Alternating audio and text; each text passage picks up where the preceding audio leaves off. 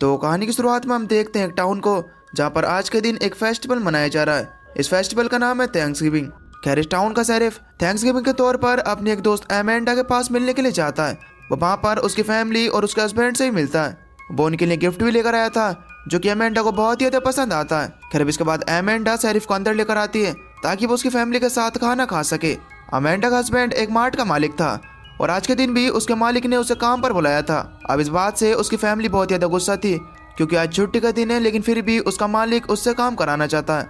खैर, अब इसके बाद हमें उस मार्ट का मालिक दिखाया जाता है, जो कि एक बहुत ही बड़ा बिजनेसमैन है और उसका नाम है थॉमस। आज क्योंकि थैंक्सगिविंग का त्यौहार है, तो इसकी वजह से उसने अपने मार्ट की ब्रांड वैल्यू बढ़ाने के लिए आज के दिन एक बहुत ही बड़ी सेल रखी थी, जिसके अंदर टाउन के लोगों को बहुत ही कम पैसों में बहुत ही ज्यादा सामान मिलने वाला था। अब जैसे ही लोगों को इस ऑफर के बारे में पता चलता है, तो लोगों की एक बहुत ही बड़ी तादाद उस मार्ट के बाहर जाकर खड़ी हो गई। यहाँ पर थॉमस अपने घर में बड़े आराम से खाना खा रहा था, जहाँ पर उसकी बेटी जेसिका भी अपने दोस्त बॉबी के साथ बैठी हुई थी। अब इसके बाद इनके बाकी दोस्त भी वहाँ पर उन्हें लेने के लिए आ जाते हैं, इसलिए जेसिका अपने दोस्त बॉबी के साथ उनकी गाड़ी में जाकर बैठ जाती है। अब यहाँ पर ये सभी लोग मिलकर ये डिसाइड करते हैं कि सभी लोग जेसिका के फादर के मार्ट में जाएंगे, ये पता करने के लिए आखिर वहाँ पर क्या क्या चल रहा है। अब इसके बाद जब भी लोग उस मार्ट के बाहर पहुँचते हैं, तो वहाँ पर ये लोग ये देख कर हैरान थे, क्योंकि वहाँ पर बहुत सारे लोगों की भीड़ थी। अब यहाँ पर जेसिका को अपने एक और दोस्त रियान मिलता है, जो कि जेसिका को बहुत ही ज्यादा पसंद किया करता था। अब क्योंकि जेसिका मार्ट के मालिक की बेटी थी, तो इसकी वजह से जेसिका और उसके दोस्तों को मार्ट के अंदर ले जाता है, लेकिन अभी भी बहुत सारे लोगों को अंदर एंट्री नहीं दी जा रही। अब इस बात से वहाँ पर खड़ी एक औरत और एक लड़के को बहुत ही ज्यादा गुस्सा आता है और वो वहाँ के बैरिकेड्स को गिरा देते हैं। और इसके बाद तो वहाँ पर भगदड़ मच जाती है। वहाँ पर जितने भी लोग होते हैं वो मार्ट के अंदर जाने की कोशिश करते हैं। अब जल्दी जल्दी लोग उस मार्ट के अंदर जाकर सामान उठाने लगते हैं। अब क्योंकि लोगों की भीड़ बहुत ही ज्यादा थी, तो इसकी वजह से वहाँ पर बहुत से लोग गिर कर मारे आते हैं। अब इस ऑफर को लेने के लिए लोग इतनी बुरी तरीके से पागल हो चुके थे कि इन लोगों को ये भी नहीं पता कि कौन मर रहा है या फिर कौन जिंदा है। यहाँ पर इस ऑफर के चक्कर में यहाँ पर शेरिफ की दोस्त अमेंडा भी आई हुई थी। अब तभी अचानक से उसे धक्का लगता है और वो वहीं पर गिर जाती है। अब इससे पहले की बोट पाती सामने से एक ट्रॉली आकर उसके सर में लगती है, जिससे कि उसका सर फट जाता है और वो वहीं पर मर जाती है। यहाँ पर जेसिका और बॉबी इन लोगों की इस हैवानियत को बैठ कर देख रहे थे। अब वहाँ पर बॉबी एक आदमी की मदद करने के लिए चाहता है, लेकिन अब तभी एक आदमी ने उसका हाथ पर पैर रख दिया, जिससे कि उसका हाथ टूट जाता है। खैर, अब इसके बाद यहाँ से सीन शिफ्ट होता है और हम 1 साल बाद का टाइम देख पाते हैं। आज के दिन फिर से थैंक्सगिविंग का त्यौहार था। सभी लोग बहुत ही डरे हुए थे, क्योंकि उन सबको ऐसा लग रहा था कि जेसिका के डैड एक बार फिर से वही सब सेल लगाएंगे, जिसकी वजह से मैसेकर एक बार फिर से होगा। लेकिन जेसिका के डैड अभी भी रुकने वाले नहीं थे और वो एक बार फिर से थैंक्सगिविंग के दिन अपने मार्ट के अंदर सेल लगाने का फैसला करते हैं। लेकिन जेसिका अपने डैड की इस बात से बिल्कुल भी खुश नहीं है, क्योंकि उसने पिछले साल अपनी आंखों के सामने लोगों को इतनी बुरी तरीके से मरते हुए देखा था। खैर, अब इसके बाद हमें उस लेडी को दिखाया जाता है, जो कि पिछले साल उस सेल के अंदर बहुत ही ज्यादा गुस्सा थी, जहाँ पर उसे शेरिफ आकर बताते हैं कि इस टाउन में अब एक नया डेप्यूटी आने वाला है। अब जब डेप्यूटी वहाँ पर आता है, तो वहाँ पर पड़े एक मास्क को देखने लगता है। बेट्रिस वहाँ पर डेप्यूटी को बताती है कि ये मास्क हमारे सबसे पहले गवर्नर का मास्क है, जो कि बहुत ही ज्यादा अच्छे इंसान थे और इस टाउन के लोग उन्हें बहुत ही ज्यादा मानते हैं। इसकी वजह से थैंक्सगिविंग के दिन सभी लोग उनका ये मास्क लगाते हैं। इधर जब जेसिका अपने दोस्तों के साथ थी, तो तभी उन सब दोस्तों के पास एक नोटिफिकेशन आता है। अब जब ये सभी लोग चेक करते हैं, तो इन्हें पता चलता है कि इन्हें नोटिफिकेशन जॉन नाम के एक आदमी ने भेजा है। उसने एक पोस्ट को इन सभी दोस्तों को टैग किया है। उस पोस्ट के अंदर एक टेबल रखी हुई है, जिसमें इन सभी दोस्तों के नाम लिखे हुए हैं। अब इन सभी दोस्तों को ऐसा लगता है कि शायद हमारे साथ कोई ना कोई मजाक कर रहा है। इसकी वजह से सभी लोग इस चीज को नजरअंदाज कर देते हैं। लेकिन अब जैसे ही जेसिका की नजर विंडो के बाहर पड़ती है, तो वहाँ पर गवर्नर जॉन का मास्क पहने हुए एक आदमी खड़ा हुआ था और वो उसे घूर रहा था, लेकिन अगली पल वो वहाँ से गायब हो जाता है। इधर जब रात के टाइम वो बेट्रेस अपनी शॉप को बंद करने लगी, जो कि उस सेल वाले दिन बहुत ज्यादा गुस्सा थी, उसे वहाँ पर जॉन का मास्क पड़ा हुआ दिखाई देता है। वो उसे देखकर सोचने लगी कि आखिर ये मास्क यहाँ पर किसने छोड़ा होगा। लेकिन अब तभी उस मास्क को पहने हुआ एक आदमी वहाँ पर आ जाता है, जो कि किलर है। वो किलर उस बेट्रेस के ऊपर हमला कर देता है। अब पहले तो वो उसका मुंह पानी में डालता है और इसके बाद उसका मुंह फ्रिज से चिपका देता है। अब इसके बाद वो अपनी कुल्हाड़ी लेने के लिए चाहता है, ताकि वो उसे जान से मार सके। लेकिन इससे पहले कि वो उसे मार पाता, बेट्रेस अपने आप को आजाद कर वहाँ से भागने लगती है। लेकिन किलर अभी भी उसके पीछे पीछे था। बेट्रेस वहाँ पर पड़े एक डस्टबिन में छुपने की कोशिश करती है, लेकिन वो किलर अपनी गाड़ी लाकर पीछे से उसे ठोक देता है, जिससे कि उस बेट्रेस का शरीर 2 हिस्सों में कट जाता है। अब ऐसा करने के बाद वो किलर उस बेट्रेस की बॉडी का आधा हिस्सा उस मार्ट की बिल्डिंग के ऊपर लगा देता है, ताकि लोगों के अंदर उसके नाम का डर और खौफ पैदा हो सके। अब उस किलर ने उस बेट्रेस को इसकी वजह से मारा, क्योंकि किलर के चेक करने पर वो लेडी उस मार्ट वाली मैसेकर के अंदर सबसे आ गई थी और उस लेडी के बैरिकेड तोड़ने की वजह से वो मैसेकर हुआ था। यानी कि इसका मतलब यह है कि जिन लोगों की वजह से वो मैसेकर हुआ था, ये किलर उन लोगों को एक एक कर मारेगा। क्या टाउन के अंदर जब इस केस के बारे में पुलिस को पता चलता है तो यहाँ पर पूछताछ करने के लिए आती है। अब इसके बाद पुलिस वालों ने जब वहाँ के सीसीटीवी कैमरा को चेक किया तो उन्हें पता चलता है कि वो किलर जॉन वाला मास्क पहन कर आया है। अब क्योंकि थैंक्सगिविंग के दिन टाउन का हर एक इंसान उस मास्क को पहना करता था तो इसकी वजह से उन्हें पता ही नहीं चलता कि आखिर वो कौन है। इधर जब इस न्यूज के बारे में जेसिका को पता चलता है तो वो अपने डैड को कॉल कर उनसे कहती कि डैड अब तो कम से कम आपको ये मार्ट नहीं खोलना चाहिए। लेकिन उसके डैड उससे कहते हैं कि बेटा तुम टेंशन मत लो, मैं एक्स्ट्रा सिक्योरिटी रखवाऊंगा, आप चाहे कुछ भी हो जाए लेकिन मैं मार्ट को खुलवा कर तो रहूंगा ही। अब इस बात से जेसिका के जितने भी फ्रेंड्स होते हैं इनके बीच भी एक दहशत फैल जाती है। खैर अब तभी इन सभी लोगों के पास एक आदमी आता है जो कि इन लोगों से कहने लगता है कि अगर तुम्हें किसी को भी किसी भी हथियार की जरूरत है तो तुम मुझसे खरीद सकते हो। अब इसके बाद जेसिका और उसके दोस्त पुलिस वालों के पास जाकर उन्हें बताने लगते हैं कि हमें ऐसा लगता है कि किलर सिर्फ उन्हीं लोगों को मार रहा है जो कि पिछले मैसेकर में शामिल थे। जिस पर शेरिफ जेसिका से कहता है कि देखो अगर तुम्हें ऐसा लगता है तो तुम उस रात की फुटेज और वीडियो से मैं ला कर दो, वो मार्ट तुम्हारे फादर का है तो मुझे पक्का पता है कि तुम्हारे फादर के पास उस रात की वीडियोस होंगी। अब इस चीज से हमें पता चल जाएगा कि आखिर आगे किसकी जान खतरे में और हम लोगों को पहले ही फोन कर देंगे। अब इस पर जेसिका भी शेरिफ की मदद करने के लिए तैयार हो जाती है। अब वो बाहर आई तो वहाँ पर उसे वो भी खड़ा हुआ मिलता है। जेसिका उसे बताती है कि हम सबकी जान खतरे में, इसलिए हम सबको एक साथ रहना चाहिए क्योंकि अगर हम एक साथ रहेंगे तो हम एक दूसरे की मदद कर सकेंगे। खैर अब रात के टाइम किलर एक गार्ड के घर जाता है जो कि उस रात मार्ट के अंदर भीड़ देखकर वहां से भाग गया था। अब तभी अचानक से पीछे से किलर आकर उसका गला एक तेज धार वाले तार से काट देता है। इसके बाद वो उसके कटे हुए सर को अपने बैग में रख के वहां से उसे ले जाता है। इसके बाद अगली सुबह किलर एक बार फिर से उन सभी दोस्तों को टैग करके एक और पोस्ट भेजता है और वो पोस्ट कुछ और नहीं बल्कि गार्ड का कटा हुआ सर था जो कि उसी टेबल पर रखा हुआ था जहाँ पर उस किलर ने इन सभी दोस्तों के नाम लिखे हुए थे। अब इस चीज से वो सभी लोग बहुत ही घबरा गए और ये समझ गए कि धीरे धीरे कर वो किलर हमें भी मार देगा। अब टाउन के अंदर पुलिस तो अपनी पूरी कोशिश करती है लेकिन वो अभी भी उस किलर के बारे में पता नहीं लगा पाते कि आखिर किलर कौन है। इधर अब जेसिका अपने डैड के लैपटॉप की मदद से उस मैसेकर वाली रात की सारी फुटेज और वीडियोस को शेरिफ को भेज देती है। अब इसके बाद शेरिफ ये पता लगाने की कोशिश करता है कि आखिर आगे किसकी जान खतरे में। खैर अब इसके बाद वो किलर एक जिम ट्रेनर के पास जाता है। ये जिम ट्रेनर भाई है जो कि उस दिन उस बेटे के साथ था। जिम ट्रेनर की दोस्त एक चीयर लीडर थी जो कि उसे अपने पास बुलाती है। इसके बाद वो जंपिंग पैड पर जाकर वहां पर कूदने लगती है। अब तभी वो किलर पीछे से आता है और वो उस जिम ट्रेनर की गर्दन को मोड़कर उसे वहीं पर मार देता है। जिम ट्रेनर की नाक से खून भी निकलने लगा था। इधर जब जिम ट्रेनर की दोस्त उस जंपिंग पैड पर कूद रही थी तो वो किलर जाकर नीचे से उसे स्टेप कर देता है। वो लगातार बहुत देर तक उस पर स्टेप करता है जिससे कि उसके शरीर के 2 टुकड़े हो जाते हैं और इस तरह बहुत ही दर्दनाक तरीके से उसकी मौत हो जाती है।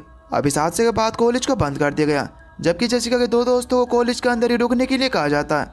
अब जब वो दोनों अकेले उस कॉलेज के अंदर चल रहे थे तो तभी पीछे से किलर आकर उन दोनों को भी किडनैप कर लेता है। अब इसके बाद वो किलर पहुंचे जेसिका के पास। अब इससे पहले कि वो जेसिका को मार पाता है जेसिका किसी तरीके से वहां से भागती है।